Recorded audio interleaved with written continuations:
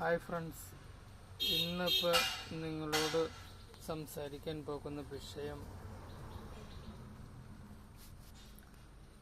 ലഹരിക്കെതിരെ കോതമംഗലത്ത് പ്രതിഷേധ ജാഥയൊക്കെ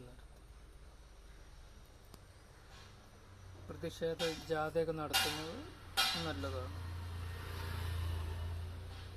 പക്ഷെ ജാഥയ്ക്ക് വന്ന ആളുകളിൽ മുറുക്കാൻ ഉപയോഗിക്കുന്നവരും, ബീഡി വലിക്കുന്നവരും, മദ്യം കഴിക്കുന്നവരും, മറ്റ് പല ലഹരികൾ ഉപയോഗിക്കുന്നവരാണ് ഈ പ്രതിഷേധത്തിന് വന്നത്. അത് നമ്മൾ മനസ്സിലാക്കണം.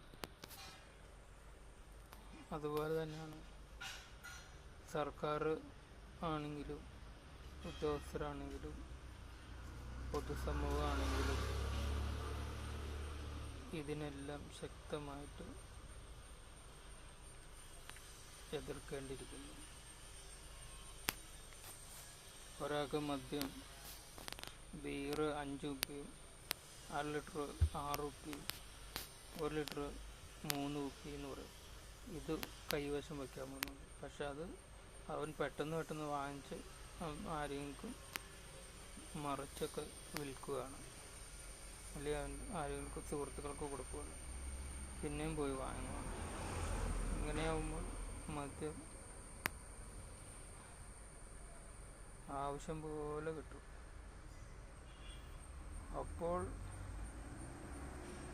അതുപോലെ തന്നെയാണ് ഒരു പ്രശ്നമാണ് മായം ചേർക്കൽ.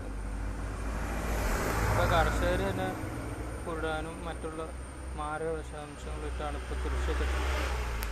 അതുപോലെ തന്നെ അത് മായം ചേർക്കുന്നവരെല്ലാം പല ഐറ്റംസ് കേടാവാണ്ടിരിക്കാൻ വേണ്ടി ഇങ്ങനെ മായം ചേർക്കുന്നുണ്ട്. അപ്പം മായം ചേർക്കുന്നതിൽ ഈ അമിതമായിട്ട് പണത്തിനോടുള്ള ആർത്തിയാണ്. ഇതുകൊണ്ട് തന്നെ ദോഷം എന്ന് വെച്ചിട്ടുണ്ടെങ്കിൽ സമൂഹത്തിന് കാർന്നതിനാണ്.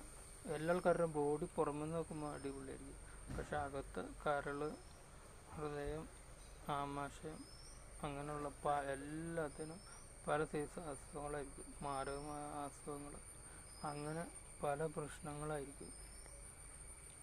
അതെല്ലാ ആളുകളും മനസ്സിലാക്കേണ്ടിയിരിക്കും.